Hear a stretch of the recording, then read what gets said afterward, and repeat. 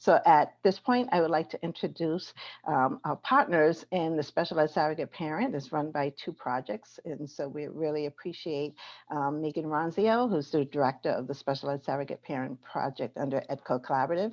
And she's going to tell you a little bit more about the program. So thank you.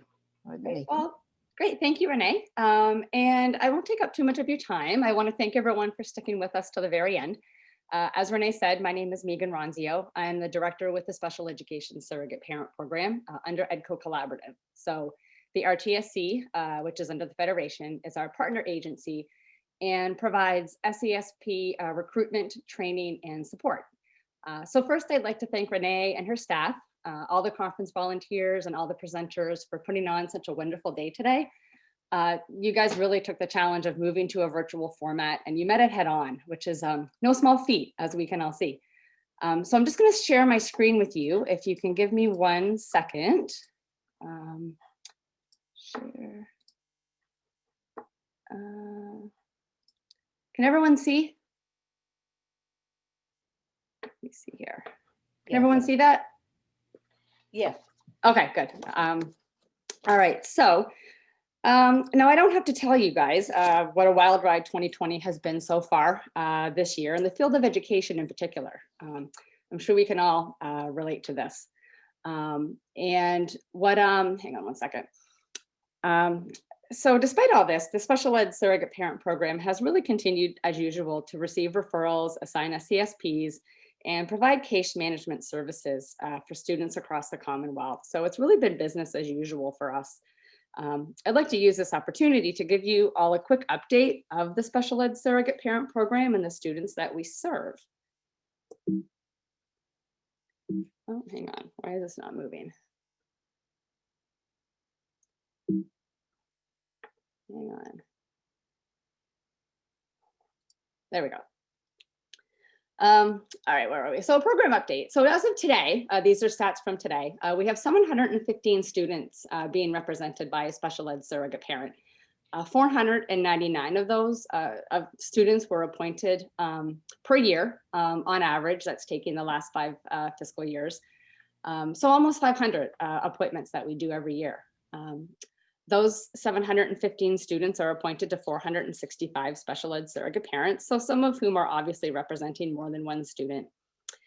Some of these special ed surrogate parents are longtime volunteers. We actually have 7 who have been with us since before 1995, so over 25 years.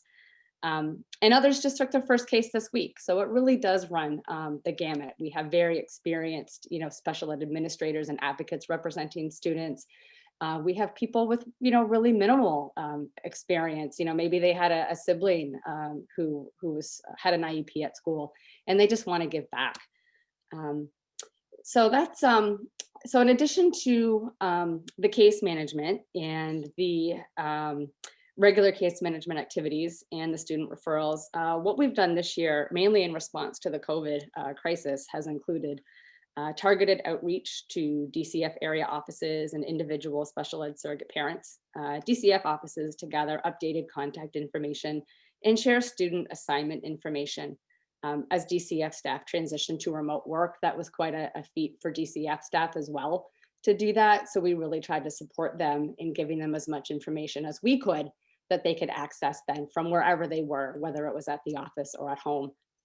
And also to special ed surrogate parents to provide guidance, information, and referrals to the support services that are available at the RTSC. So you may have gotten phone calls or emails from us with links and documents and phone numbers and things like that. And we do that just so you feel like you have the information and you're not alone. In our mentoring program. Your camera is off.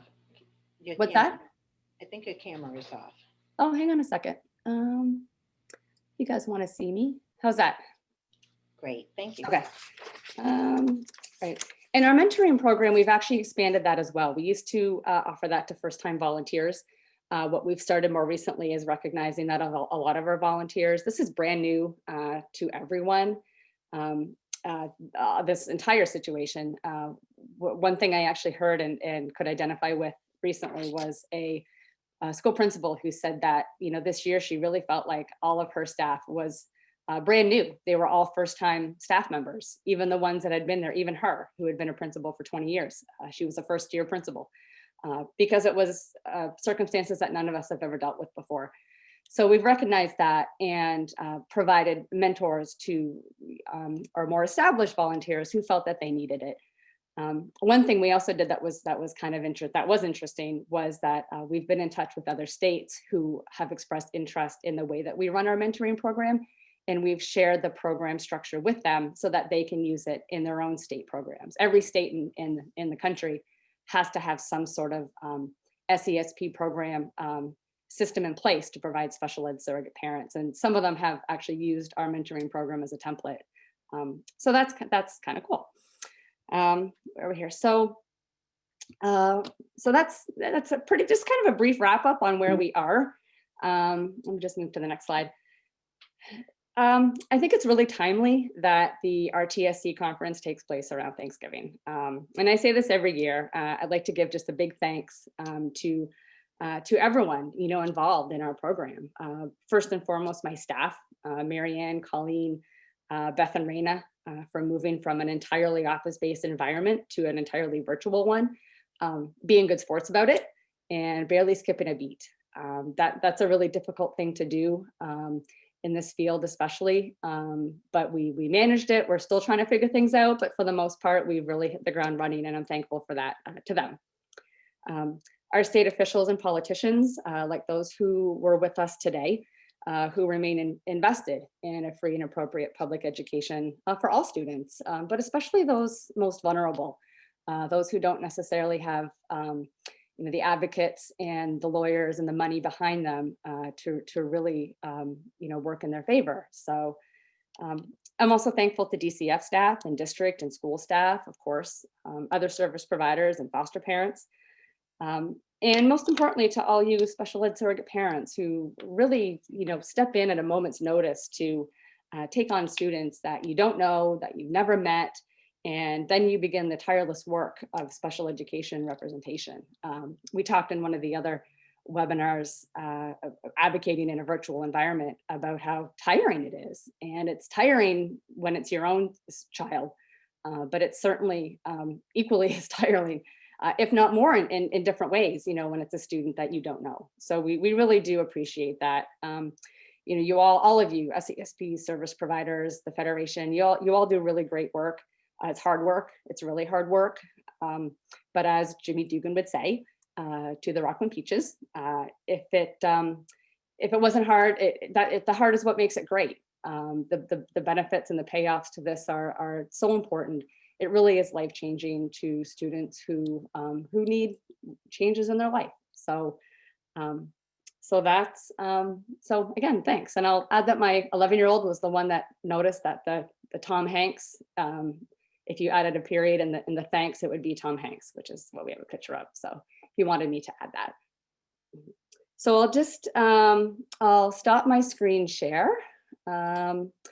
And I'll bring it back to see if anyone has any questions. You're welcome to email me. I know that I had mentioned it in the community page. We're always happy, myself and my coordinators and Renee and her staff are happy to take questions. We welcome them, phone calls. Actually, I didn't put my contact information up. I will add that right now so you can see it. Hang on a second. You think I would be used to this by now. There we go. So if you need to take a note of that, like I said, you're welcome to reach out. If there isn't any questions, I will pass it off to Renee for her closing remarks. Like I said, feel free to reach out to me. Let us know if you're available to take a new student on. We're always happy to see that. And again, thank you.